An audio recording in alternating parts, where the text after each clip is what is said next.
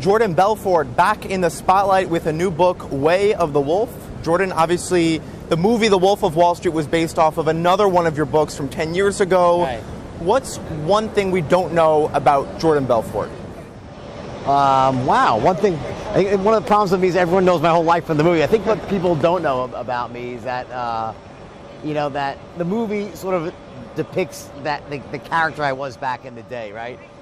Sort of this over-the-top character, just driven and, willing to cut corners. And I think that people don't realize now is that I'm very much the opposite in business. I'm almost extra careful than pretty much anyone I know in terms of when it comes to, making sure that I don't cut corners, maintaining my integrity and my ethics, and going out there and using the abilities I have and the talents and what I teach people in persuasion with the straight line system, which is what this new book is about, to succeed, but doing it the right way and not just focusing on making money for the sake of making money. But I got to tell you, when you talk about your advice, what do you say to those who are skeptical? If I follow this advice, where is it going to lead me? Well, I think you should read the book and decide for yourself. Or just read the prologue, it's free. And, get a sense of what the book is about. And I've been teaching this around the world for, the last 10 years. And if you just went to my Facebook wall and look what independent people write, it's a really powerful system that's changed people's lives, in all industries, not just in sales, but no matter what you do. And I think that one of the mistakes people make is they look at sales as being just for salespeople. And I think that it's just completely a mistake that, persuasion, influence, the ability to sell is for everybody. Whether you're a mom trying to influence your children to make their beds, do their homework, you're a teacher trying to influence students on the value of education, a pastor, a lawyer, it doesn't matter what you do. You're always trying to share your ideas, your vision for the future with other people in a way that connects with them. And it's a skill that many people don't have and that they need. Now, for people who don't know, Jordan, obviously you served time in prison for financial crimes.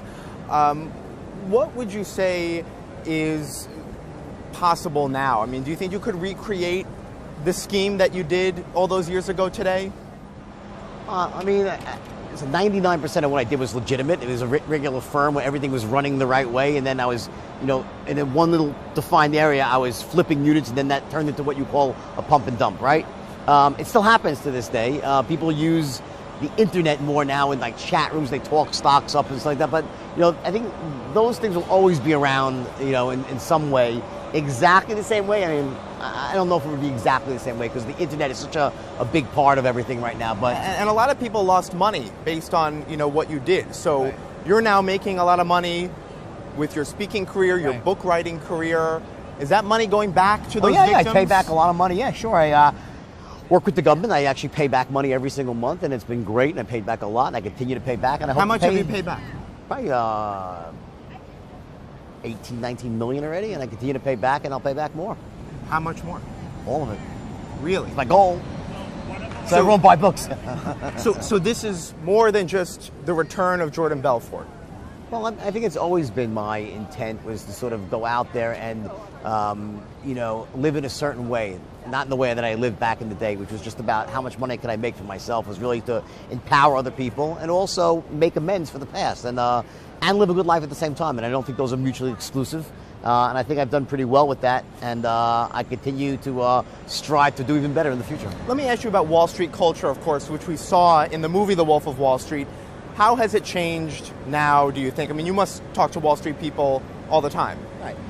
Well, I think that, for many years it was frustrating to me that, I got in trouble, and I should have gotten in trouble for what I did. But I was always like, well, it wasn't just me. It was Wall Street had a sort of a culture that was somewhat bankrupt, and I think that kind of proved out in 2008 when we saw what was going on all over. Yet no one went to jail based on what happened in 2008.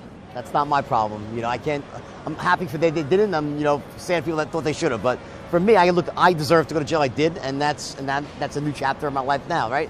So I think that things have gotten better though since then. I really do. I think that there's been. In what way? I think that the GFC was a shock to the system for people. Global financial crisis. Yeah, and I think that there was like this sort of wholesale betrayal of the public trust that occurred at every level, from big firms down. And I think a lesson was learned, and I think that firms have gotten a lot more vigilant about about making sure that the systems in place don't incentivize bad behavior. And a lot of that was that people were getting paid no matter what the outcome. So whether your clients made money or lost money, the brokers would make money either way, and the firms would, and bonuses were given out based on the. And you think that's happening less right now? I think it's happening less. Yeah.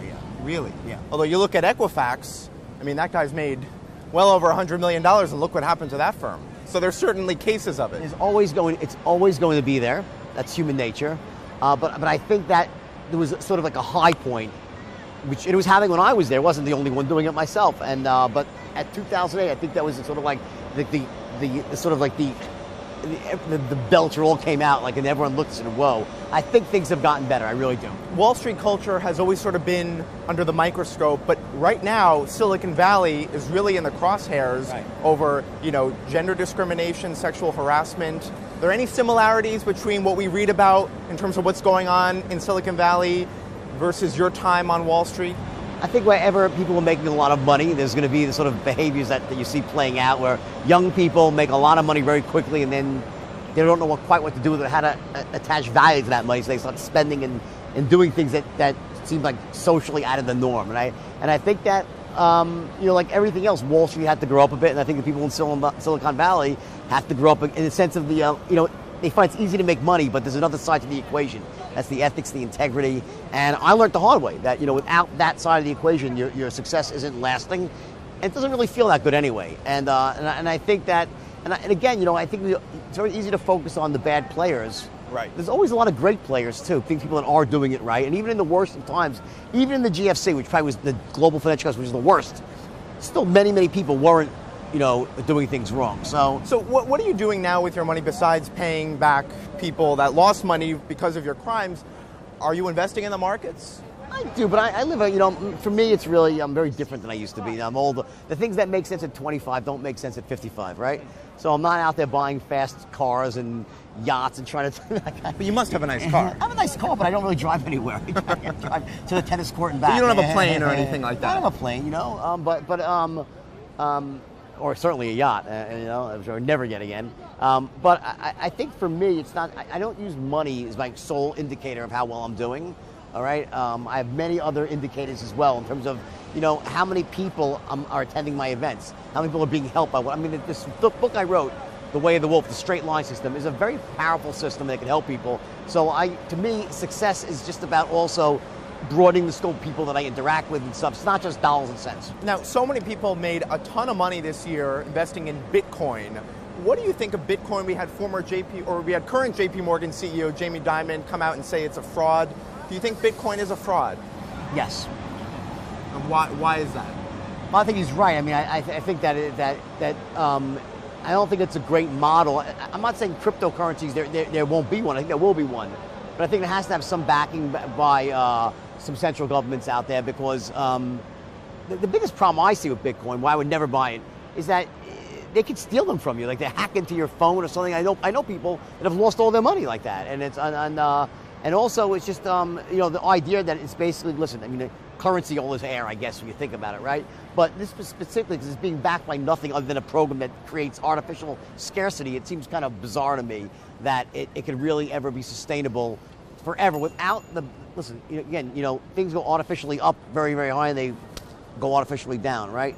The whole reason the Federal Reserve was introduced into the economy was to try to helpfully cushion those blows and panics, right? There won't be a time when everyone is freaking out about Bitcoin and dumps it and God knows what's going to happen. Or like with Mt. Gox, when that went back, and all of a sudden they found out that, wait a second, my Bitcoins aren't safe. It was in the bank and the bank is gone. There's all these bumps in the road. And I also think that sooner or later, a central bank or a consortium is going to introduce their own cryptocurrency, and that is what's going to take hold. Yeah, the Fed has been pretty quiet about Bitcoin. We haven't really heard much from them. The Chinese central bank has not been quiet, yes. And they're indicating that they're probably going to outlaw it, if they haven't already said that in so many words. But and I'm not saying that you shouldn't or shouldn't buy Bitcoin. What I'm saying is, I personally, myself, would be very, very careful about investing a lot of money in something that could vanish very quickly. You mentioned the hacking risk with Bitcoin. The government came after you pretty hard. So I have to ask you, what was your reaction when you heard the SEC was hacked, which just happened not too long ago? I don't wish that anybody should get hacked. It's a terrible thing. I never had that much respect for the SEC. I had a lot more respect for the U.S. Attorney's Office, that they were a lot more diligent and a lot smarter and a lot more capable of what they did. So, But I have no negative comments to make about that. But I think it's ironic, right? Also, before we let you go, billionaire hedge fund manager Steve Cohen, getting back into the business. Any advice for him? Be careful. I think that, happy for the guy he didn't get in trouble.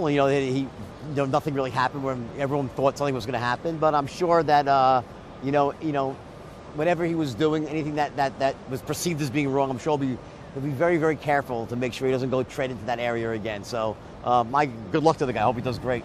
All right. Jordan Belfort, thank you so much. My pleasure.